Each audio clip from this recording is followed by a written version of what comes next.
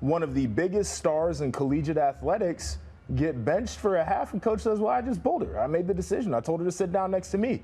That's wild. We don't really know, and I guess maybe we might not ever know. Angel Reese was benched for the entire second half of yesterday's game against Kent State. LSU was trailing to Kent State. They did come back in and win that game, but Angel Reese did not play in the second half. Kim Mulkey, when asked about it after the game, called it a coach's decision. Yeah, and then Kim Mulkey went on to say that she could get into the details, but she wasn't going to get into the details, which makes it sound like there's definitely a backstory here. Well, and she was having an efficient first half, Angel Reese was, so that makes me wonder, okay, well, it's not the way she's playing, or at least the production you're getting out of her, so I don't know if it was she was being defiant, we don't really know, and I guess maybe we might not ever know. I think you look at the way this first couple of games have gone, and I think Kim Mulkey feels like her team is, they've been smelling themselves a little bit after winning the national championship last year. You bring in big-time guard, Haley Van Lith, and she only averaging 10 points a game right now. So I could understand why a championship head coach is like, y'all playing around. And they have a freshman right now, and I can't remember the young lady's name at the moment, but she's balling as well. And Michaela Williams, who dropped 42 last night in that game. Oh. And so if you're Kim Mulkey, you're probably sitting around here and you're looking at some of your veteran players and saying, if you think that I need you, she just got here and I don't need you.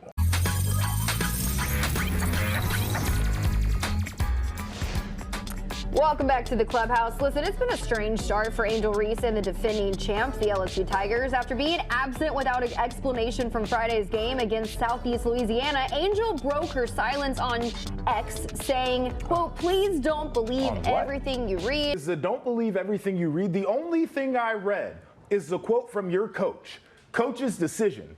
We didn't put her in. She didn't travel with us, and I'm not going to get into the specifics. That's what I got. Well, and Kim Mulkey also said, we hope to see her sooner rather than later. I'm not going to answer anymore. So it sounds like the ball is in Angel Reese's court. I'm not really sure exactly. Well, it's kind of. They got Kim mamas but she's like, and drama on IG. I know.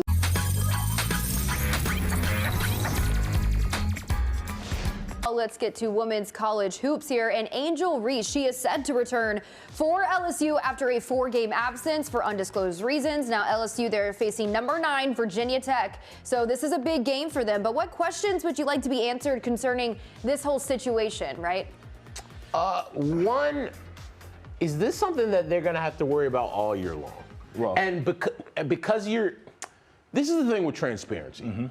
When you're transparent about things, goes regardless of sport, it allows people the ability to not have to speculate, right? It allows reporters to not have to speculate on what's going on. Is it grades? Is it performance? Is it a coach's decision? Is it this? Is it that? When you're honest about it, like, hey, this is why this is happening, and we're going to take care of it in-house, fine. But when you say, nope, I'm not talking about it, and we're just going to go about it doing that this way, and she's back now, and we're going to act like it didn't happen, like, I don't really think that takes care of it. Yeah. And if it's something we're going to have to do all year, like, I don't think that takes care of it either. And me and you have gone back and forth on this. I think that as a college coach, there is a duty, an obligation, if you will, to shield some of your players from criticism. And so maybe coming out and saying exactly what happened isn't the right thing to do. But when the rumors start to swirl, I think you should say what didn't happen. Like, if it wasn't grades, you should be like, hey, let's not knock this young lady about her grades. She's a smart young woman who shows up to class and does all the things that she needs to do.